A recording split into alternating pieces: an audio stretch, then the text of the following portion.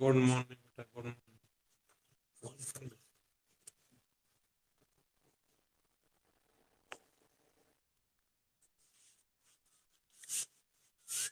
हाँ बेटा, उस क्वेश्चंस में क्या है कि प्रॉब्लम जो है आई कर सकते हैं।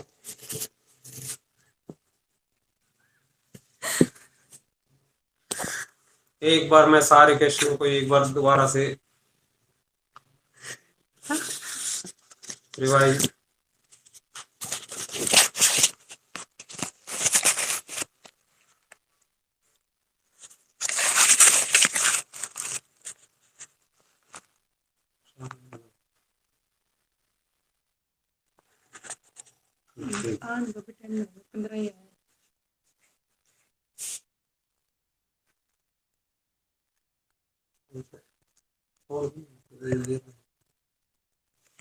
हाँ तो एक तो क्वेश्चन नंबर 7 में ज्यादा प्रॉब्लम बता रहे थे क्या 282 इसका आंसर आना चाहिए था। फिर भी मैं फास्ट पे कर देता हूँ, तब तक और स्टूडेंट्स भी आ जाते हैं।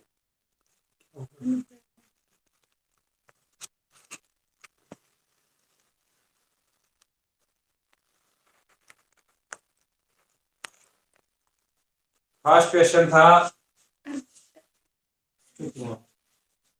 an is equal to 3 + 4n और इसमें फाइंड करनी थी कॉमन डिफरेंस। तो कोई ज्यादा प्रॉब्लम इसमें नहीं थी। आपको n की वैल्यू 1 सब्स्टिट्यूट करनी थी, a1 निकालना था, 7 आना था, a2 फाइंड करते आप 3 × 4 × 2 11 आ गया। देयरफॉर d यानी कॉमन डिफरेंस आता है 11 - 7 4। अब ये जो भी ऑप्शन था ये करेक्ट आंसर था फर्स्ट का। सेकंड क्वेश्चन था PQRS इन 8P, इसका नन ऑफ दीज आना था। PQRS R इन 8P,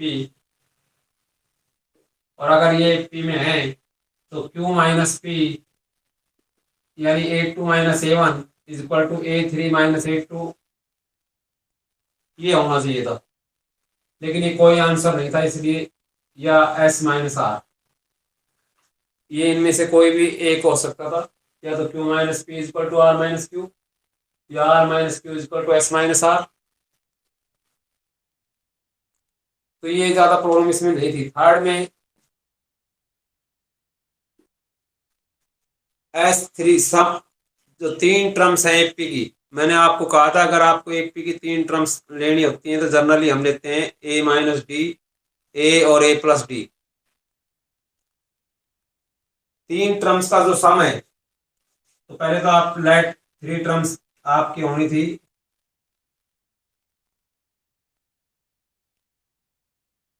इन 80 आप लेते A - D, A और A + D। अब इन तीनों का सम और प्रोडक्ट दिया हुआ था आपको।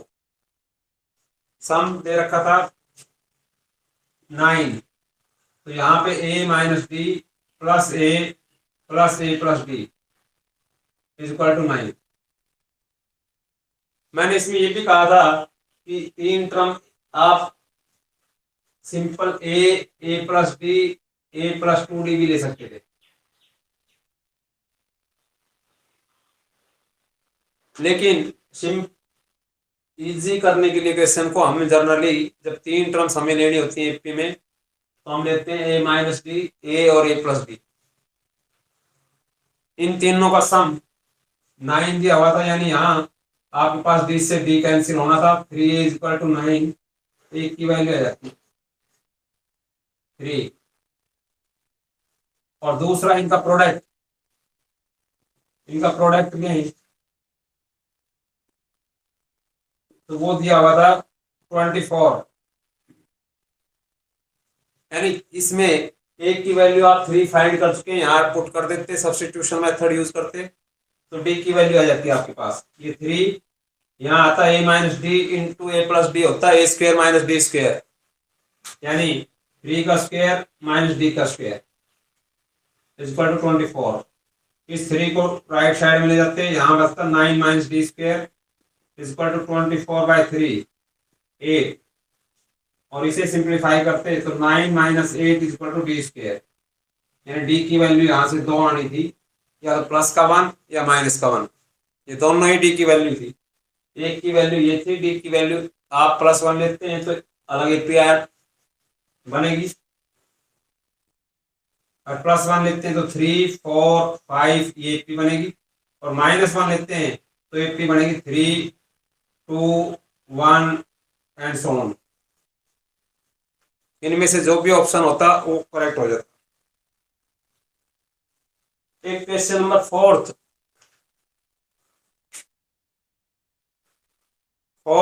जो क्वेश्चन था, इसमें n-1 टर्म फाइंड करनी थी।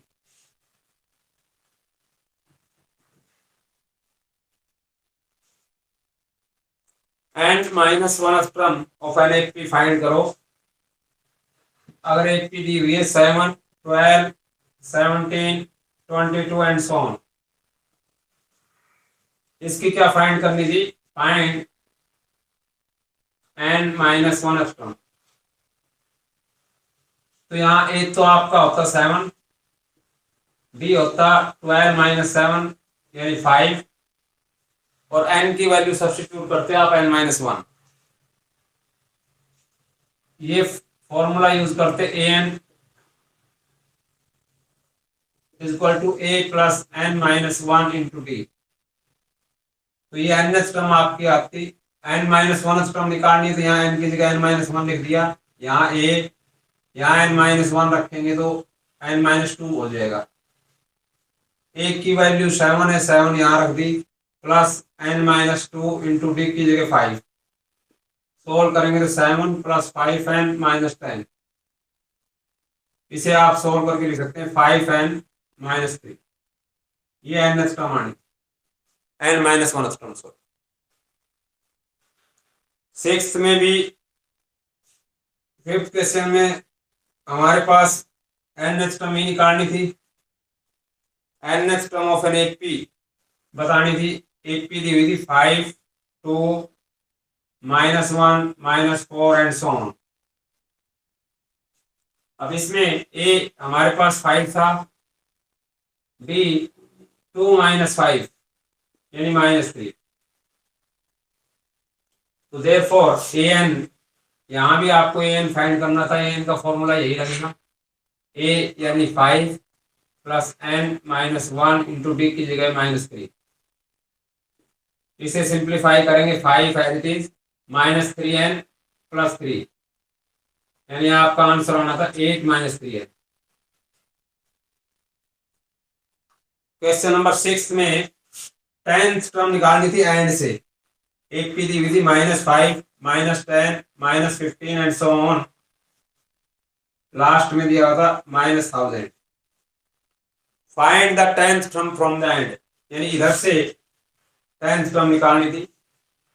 तो इधर से अगर आपको निकालनी थी तो आप सीधा ही ए की वैल्यू लेते -1000, बी लेते।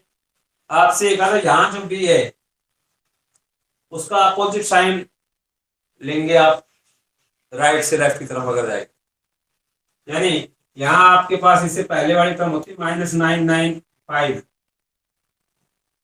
तो 82 -995 में से 1000 अगर आप सब्ट्रैक्ट करते हैं तो +5 आता, और देयरफॉर a10 10th टर्म आपकी आती a + 9d।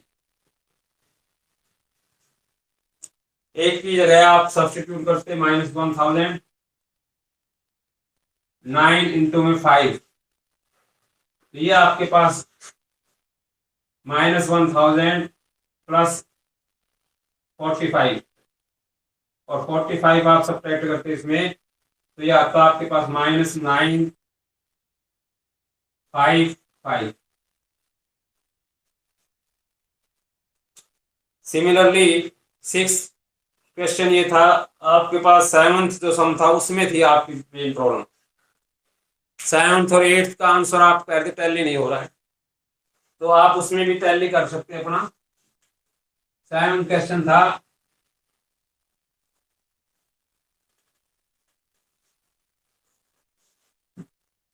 Find the sum of 12 term, यानी फाइंड करना था आपको सम ऑफ 12 टर्म का मतलब S12, ये फाइंड करना था। If an is equal to an दिया हुआ है n की फॉर्म में 3n+4, यहाँ एक की वैल्यू अगर आप n की वैल्यू 1 सब्स्टिट्यूट करते हैं तो 3 इंटू 1+4 यानी a1 आएगा 7।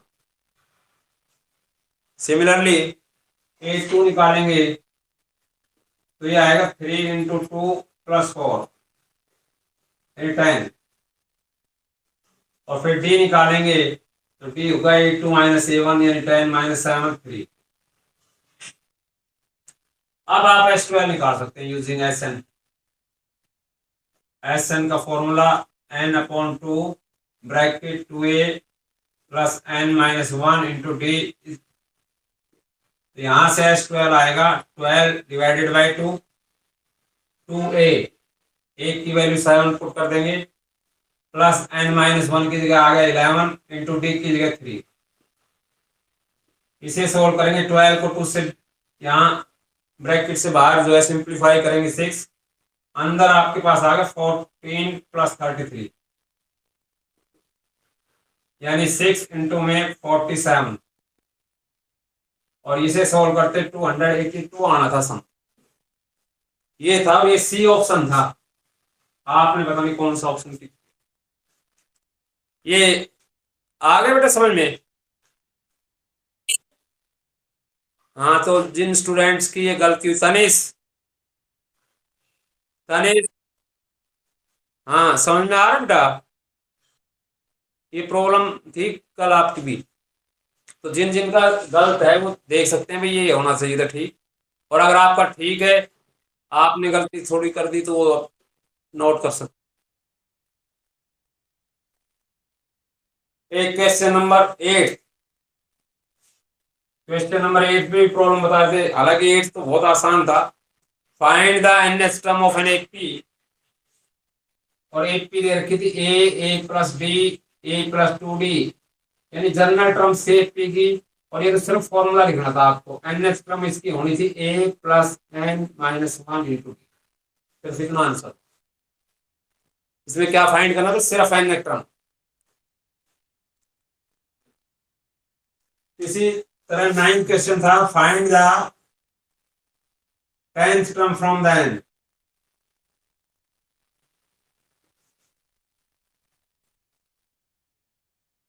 और इसकी एक पी दी हुई थी 9 14 डैश डैश लास्ट में 254।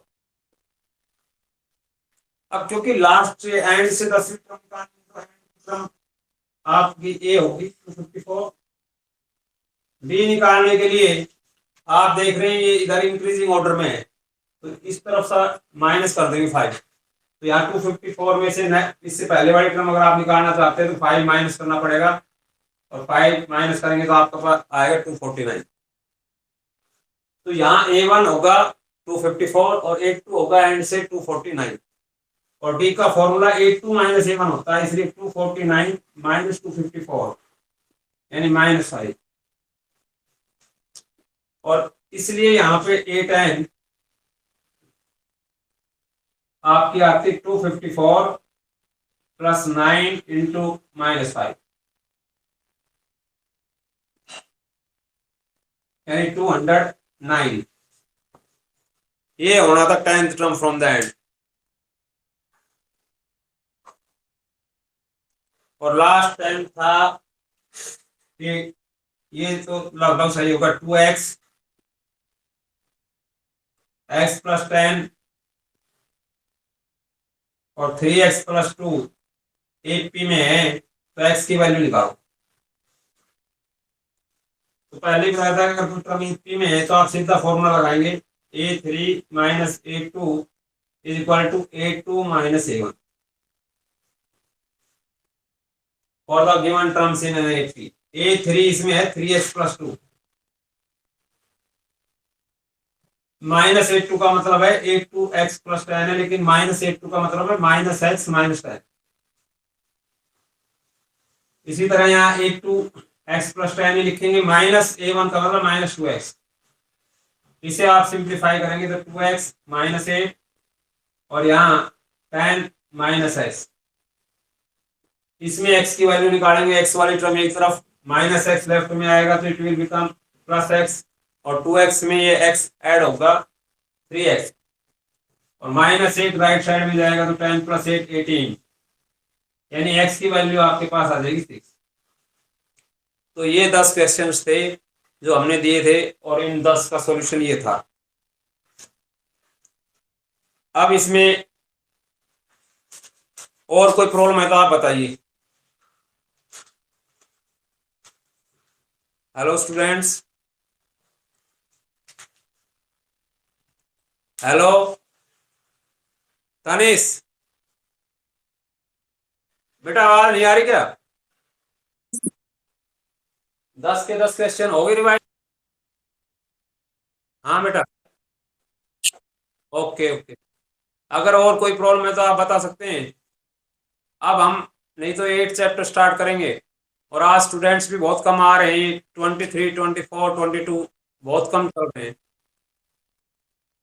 तो ये अब बताइए, बाद चैप्टर स्टार्ट होगा फिर नेक्स्ट डे उनको कहाँ से समझ में आएगा। इसके साथ ही बता दूं कि नेक्स्ट अगला जो टेस्ट होगा सैटरडे को, वो होगा 7 चैप्टर का, और उसके टाइमिंग मैं पहले ही बता दूंगा। आप उससे पहले तैयारी अपनी कंटिन्यू रखें, ताकि आपको ये पता रहे कि 10-20% जो कितना समझ में आया है। अब देखो, एक हाईएस्ट जो मार्क्स है बच्चे के वो है 16, यानी 2 क्वेश्चन उसके भी गलत है जिसके टॉप पर है जो बच्चा। तो मुझे लगता है कि अब आपने अपनी गलतियां देख ली होंगी, सुधार ली होंगी कि क्या क्या मिस्टेक आपने की थी कल के टेस्ट में। अब हमारा नेक्स्ट चैप्टर है ट्रिग्नोमेट्री। तो ट्रिग्नोमेट्री में टी रेशो का भी नाम सुना होगा। टी रेशो, टी रेशोज का मतलब ही केवल ये है कि किसी राइट ट्राइंगल में, अगर आपके पास कोई राइट ट्राइंगल है, सबसे पहले मान लीजिए राइट ट्राइंगल है,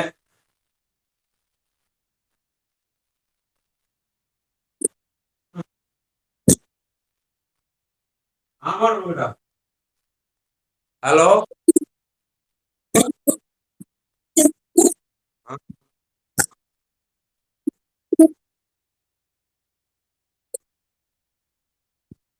तो वो बेटा कोई बात नहीं, आपके अगर ठीक है तो अपने मार्क्स समझ लो इंक्रीज होंगे। वो एक्चुअली नेट से डाला हुआ क्वेश्चन पेपर था, तो उसके आंसर हमने ध्यान उससे मतलब ध्यान दिए नहीं, तो मैंने इसी दोबारा कराए कि किसी का कोई सही भी है तो उसको कंफ्यूजन ना हो कि भाई उसका सही है तो सही है। सारे क्वेश्चन तो इसीलिए मैंने बताया बेटा कि किसी का एक दो क्वेश्चन सही भी है तो मानने पड़ता, उसमें कोई बोल। तो अब आप यहाँ आइए कि right triangle P Q are में सबसे बड़ा कंफ्यूजन आपको होता है कि राइट ट्राइंगल की 3 साइड्स, उनमें जनरली हम एक को परपेंडिकुलर कहते हैं, एक को बेस और एक को हाइपोटेन्यूज। हाइपोटेन्यूज के बारे में किसी को कोई डाउट नहीं होना चाहिए। जो राइट एंगल है, यहाँ पी क्यू आर में मैंने राइट एंगल लिया हुआ है क्यू, तो राइट एंगल क्यू की जो सामने वाली साइड है ये तो है हाइपोटेन्यूज, इसमें किसी को कोई डाउट नहीं। डाउट है कि बेस और परपेंडिकुलर किसे लें। तो पहली बात तो आप ये देखें कि right triangle P Q are, एक एंगल राइट एंगल 90 है, रिमेनिंग 2 एंगल पी और आर एक्यूट एंगल होंगे। कौन से एंगल होंगे? एक्यूट, क्योंकि इनका मेजरमेंट पी प्लस आर का सम तो 90 होगा, लेकिन इंडिविजुअली पी और आर 90 से कम होंगे। इसका मतलब एक एक्यूट एंगल ट्राइंगल है। एक्यूट एंगल ट्राइंगल में 2 एंगल है पी और आर, दोनों एक्यूट हैं। अगर आप एंगल आर के लिए देखें तो एंगल आर के लिए बेस होगा क्यू आर, यानी जो एंगल आप ले रहे हैं वो एंगल और 90 वाला एंगल जिस लाइन पर, जिस साइड पर आता है ट्रायंगल की, वो ट्रायंगल की साइड आपने क्या लेनी है, बेस। हाइपोटेन्यूज लेनी है 90 के सामने वाली साइड, बाकी बचा परपेंडिकुलर पी क्यू। ये ट्रायंगल की साइड लेनी है in right triangle P Q R for acute angle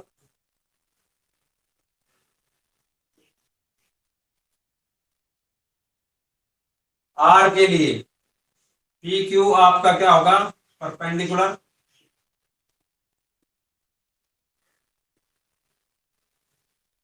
Q R हो गया बेस और P R hypotenuse. Short form में परपेंडिकुलर को मैं पी से रिप्रेजेंट करूंगा, बेस को बी से और हाइपोटेन्यूज को एच से।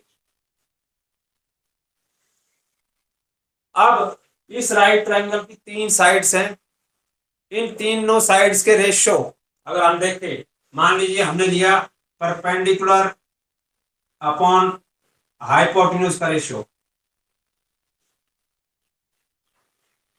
या हमने लिया बेस अपॉन हाइपोटेन्यूज का रेशियो, या हमने लिया परपेंडिकुलर अपॉन बेस का रेशियो। इन्हें ट्रायंगुलर रेशियोज या टी रेशियोज इसीलिए कहते हैं क्योंकि राइट ट्रायंगल की साइड्स के रेशियोज को रिप्रेजेंट करते हैं। तो टी रेशियोज क्या होते हैं, किसी भी राइट ट्रायंगल की 2 साइड्स का जो रेशियो है वो एक टी रेशियो कहलाता है। अब उस टी रेशियो का नाम हमने अलग अलग दे रखे हैं। जिस टी रेशियो में परपेंडिकुलर और हाइपोटेन्यूज का रेशियो है उसका नाम है साइन, और एस आई एन से रिप्रेजेंट करेंगे।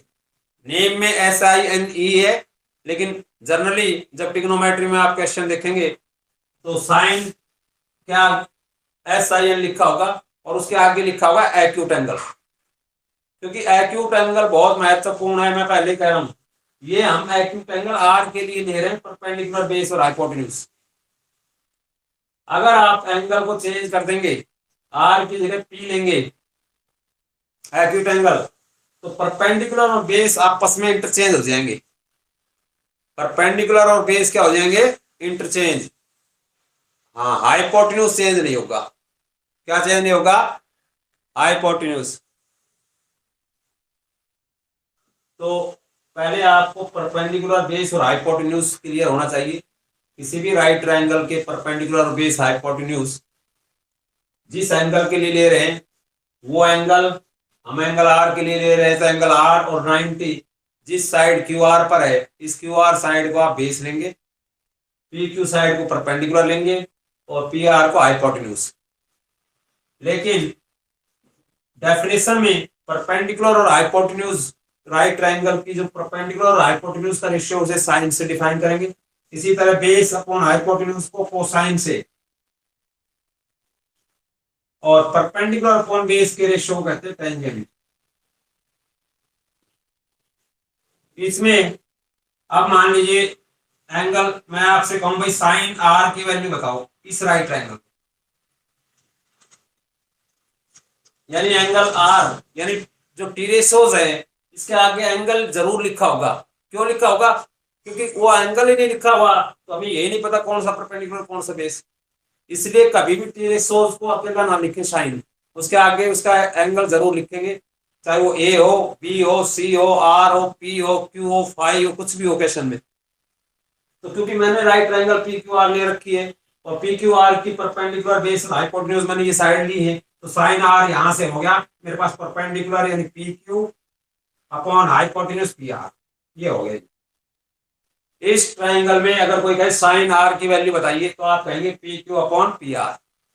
इसी तरह कोस आर की वैल्यू पूछे आपसे तो बेस अपॉन हाइपोटेन्यूज, अब बेस है यहाँ क्यू आर तो Q R upon P R. इसी तरह टेन, टेंजेंट को टेन टी एन लिखते हैं, tan r की वैल्यू आपसे पूछे तो ये होगा परपेंडिकुलर अपॉन बेस, यानी परपेंडिकुलर है पी क्यू और बेस है क्यू आर, तो tan r की वैल्यू होगी P Q upon Q R, ये वैल्यूज होंगी। अब पूरी एक्सरसाइज में पहले में सिर्फ आपको यही करना है, आपको साइन कोसाइन टेन तीन टी रेशियोज तो मैंने ये बता दिए, तीन साइड्स का रेशियो भी ले लिया। अब तीन रेशियोज होंगे इनके रेसिप्रोकल, जैसे यहाँ पी अपॉन एच है परपेंडिकुलर अपॉन हाइपोटेन्यूज, अगर मैं इसको एच अपॉन पी करूं तो इस टी रेशियोज को हमने नाम दिया है कोसेक, सी ओ एस सी कोसेक। इसी तरह हाइपोटेन्यूज अपॉन बेस को मैं करूं तो इसका नाम है सेकेंड,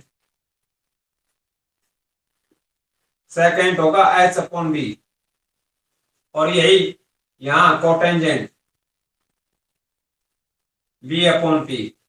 लेकिन शॉर्ट फॉर्म में इसको एस आई एन साइन लिखेंगे, कोसाइन को सी ओ एस लिखेंगे, टेंजेंट को टी एन टेन लिखेंगे और एंगल उसके आगे लगाएंगे। इसी तरह कोसेक को सी ओ एस सी लिखेंगे, सेक को एस सी लिखेंगे सेक, और कोट टेंजेंट को कोट सी ओ टी लिखेंगे।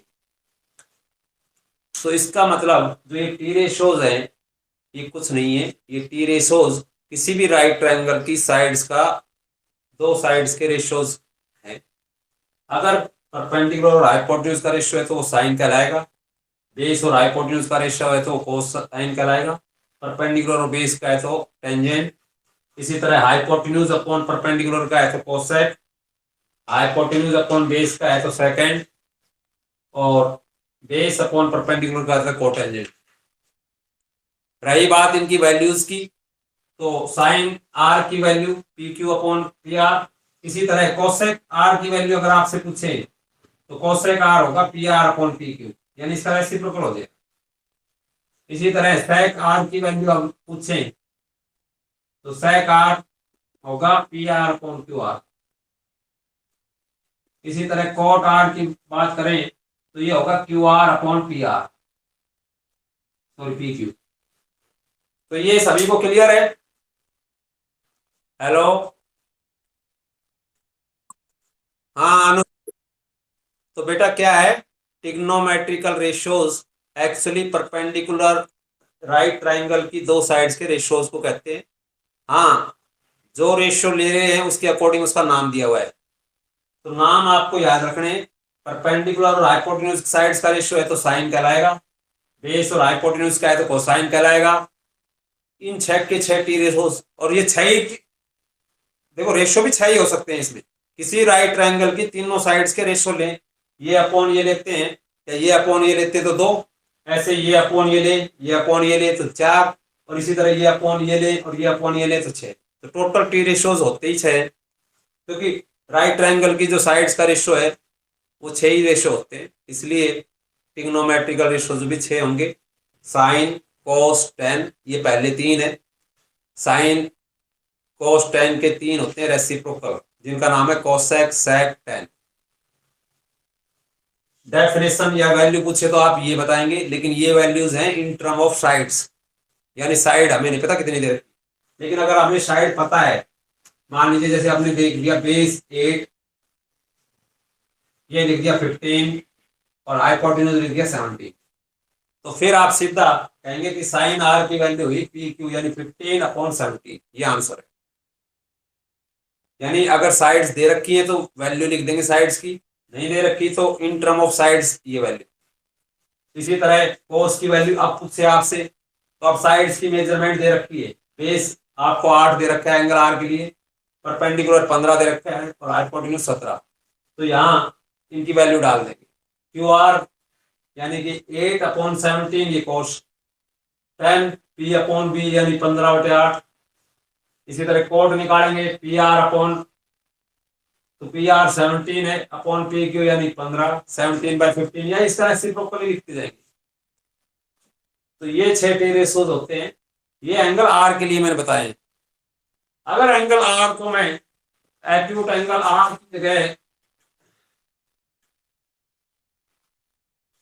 यहाँ आर की जगह मैं लिख देता हूं एंगल पी, क्योंकि एक्यूट एंगल होंगे ही दो, या तो पी आर, क्यों तो राइट एंगल है 90 डिग्री दिया हुआ है, तो एंगल इसके लिए फिर ये परपेंडिकुलर बेस हाइपोटेन्यूज चेंज होंगे थोड़े, हाइपोटेन्यूज तो चेंज नहीं होगा, लेकिन अब क्योंकि एंगल पी के लिए आप बात कर रहे हो तो एंगल पी और 90 डिग्री पी क्यू लाइन पर है, इसलिए पी क्यू लाइन कहलाएगी बेस, क्यू आर कहलाएगी perpendicular.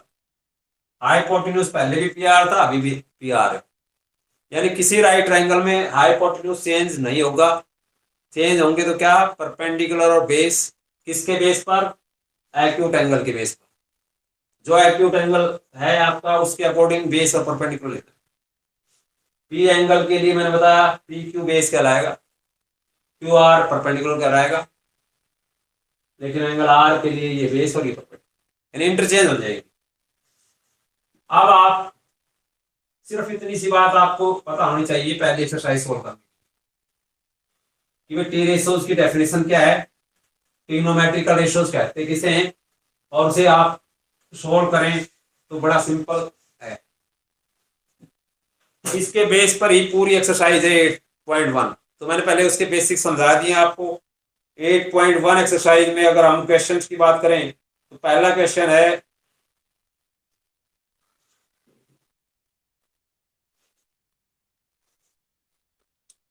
In a triangle A B C right angle at B, triangle का नाम दे रखा है ए बी सी और राइट एंगल कहां पर है, बी पर, यानी इसको ए मान लिया, ये बी मान ली, ये राइट एंगल, ये सी।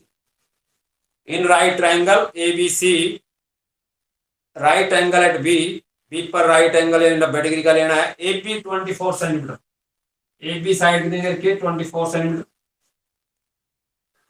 B C 7 centimetre. डिटरमाइन करना है, टू फाइंड करना है, नंबर 1 साइन ए और कॉस ए। तो पहले फर्स्ट पार्ट प्रूव करते हैं, निकालते हैं, फाइंड करते हैं। तो पहली बात तो यहाँ स्पष्ट दिखाई दे रहा है कि साइन ए निकालने का मतलब हमें एक्यूट एंगल ए के लिए चाहिए परपेंडिकुलर बेस और हाइपोटेन्यूज। तो साइन ए के लिए इसमें सॉल्व करें तो परपेंडिकुलर साइन ए के लिए आप ये एंगल है, तो ये वाली जो लाइन है ए बी, ये क्या हुई, बेस, यानी बेस है 24, पी परपेंडिकुलर होगा इसके लिए 7, और एच हाइपोटेन्यूज निकालने का आप पाइथागोरस थ्योरम पहले पढ़ चुके हैं, P square under root P square plus B square. यहां से एच आप फाइंड करेंगे 7 का स्क्वायर प्लस 24 का स्क्वायर, यानी ये आपके पास आ गया 49 प्लस 576 गिव्स अस रूट 625, और इसका स्क्वायर रूट लें तो 25, इसका मतलब जो हाइपोटेन्यूज है ये साइड आ गई 25। तो अब आपके पास एंगल ए के लिए, किसके लिए, फॉर एंगल ए पी जो है 7 सेंटीमीटर होगा, बी 24 सेंटीमीटर होगा और एच 25। अब इसमें वैल्यू निकाली साइन ए की, तो नाउ साइन ए होता है पी अपॉन एच, तो आंसर क्या हो गया, पी है आपका 7 और एच 25 फाइंड किया तो 7/25, ये आंसर। इसी तरह कॉस ए भी निकालना है, तो कॉस ए होता है बी अपॉन एच, यानी बेस अपॉन हाइपोटेन्यूज, तो बी इसमें है 24 और हाइपोटेन्यूज 25, तो आंसर होगा 24/25। तो सिर्फ आपने क्या किया, इस राइट ट्रायंगल की दो साइड दी हुई थी पी और बी, इसके लिए एंगल ए के लिए एच हम निकाल लेंगे, एच निकालने के बाद हम जो टी रेशो चाहें उसकी वैल्यू निकाल सकते हैं। इसमें साइन ए और कोस ए की वैल्यू पूछी थी हमने, बता, ऐसा नहीं साइन और कोस की वैल्यू बता सकते हैं, बाकी जो 4 टी रेशो बचे हैं उनकी वैल्यू भी आप फाइंड कर सकते हो, लिख सकते हो आंसर। दूसरा पार्ट है इसका कि फाइंड द वैल्यू ऑफ, इसमें है साइन सी और कॉस सी। अब साइन सी और कॉस सी यानी एंगल चेंज हो गया, एंगल एक की बजाय एक्यूट एंगल सी के लिए बात कर रहा है, तो एंगल सी के लिए परपेंडिकुलर जो यहां बेस था वो परपेंडिकुलर बन जाएगा, यानी 24 सेंटीमीटर, बेस क्या बन जाएगा 7 सेंटीमीटर, और हाइपोटेन्यूज चेंज नहीं होगा, वो 25 ही रहेगा। तो एंगल ए और सी में सिर्फ एक डिफरेंस है कि एंगल ए और सी, इनके लिए परपेंडिकुलर और बेस आपस में इंटरचेंज हो जाते हैं। तो यहाँ साइन सी आ गया, फिर वही पी बाई एच, फॉर्मूला है पी अपॉन एच, तो आंसर आएगा पी है 24, एच है 25। इसी तरह cos C B upon H यानी 7/25। तो ये आपको फाइंड करना, ये आपको फाइंड करना था पहली एक्सरसाइज में, यही फाइंड करना है, सिर्फ टी रेशोज ही फाइंड, इनकी वैल्यूज फाइंड करनी। सभी को समझ में आ गया बेटा? हाँ साहिल, ओके बेटा। तो समझ गए, किसी राइट ट्राइंगल की पहले तीनों साइड पता करो, तीन में से दो तो दे ही रखी होंगी, तीसरी आप पाइथागोरस थ्योरम से जो है एच स्क्वायर बराबर P square plus B square, उसका यूज करके तीसरी साइड निकालो। तीनों साइड निकालते ही पहले लिख दो पी क्या है, बी क्या है, एच क्या है, क्योंकि जो एंगल, जिस एंगल के लिए आप निकाल रहे हैं, यहाँ एंगल ए लिखा हुआ है तो एंगल ए के लिए निकालेंगे आप, इसमें सी के लिए तो सी के लिए निकालेंगे। और मैंने ये भी कहा कि बाकी टी रेशोज की वैल्यू निकाल सकते हो, जैसे साइन ए और कोस ए की तो आपने निकाल ली, और हमने पूछ ली sec के बताओ भाई, तो sec ए अभी अभी फॉर्मूले में निकाला, तो मैंने एच अपॉन बी होता है, तो यानी बी अपॉन एच ये था, इसका रेसिप्रोकल होगा, तो यानी ये होगा 25/24। इसी तरह मैं आपसे पूछूं कोट ए बताओ भाई, तो कोट ए का फॉर्मूला है B upon P, base upon perpendicular, तो बेस इसमें 24, परपेंडिकुलर है 7, तो इसका मतलब कोट ए की वैल्यू होगी 24/7, ये आंसर। हालांकि नहीं पूछे थे, मैंने बताया इस सम में नहीं पूछे थे, लेकिन मैं केवल 2 टी रेशोज की नहीं, बाकी 6 यानी टोटल 6 टी रेशोज की वैल्यू आप बता सकते हो जो भी क्वेश्चन में पूछी। इसी से sec निकाल दिया, कोट निकाल दिया, tan निकालना, tan भी निकल जाएगा। इसी तरह एंगल सी के लिए निकल सकता है। तो इस तरह से आपने क्वेश्चन करने, एक क्वेश्चन और कराऊंगा मैं ताकि कंफ्यूजन ना हो आपको, फिर देखते हैं क्वेश्चन नंबर 8 साइड। अब मैं मान लीजिए ये क्वेश्चन करा रहा हूं,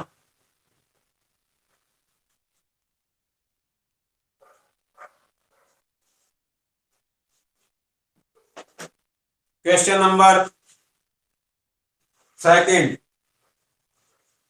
find the value of tan p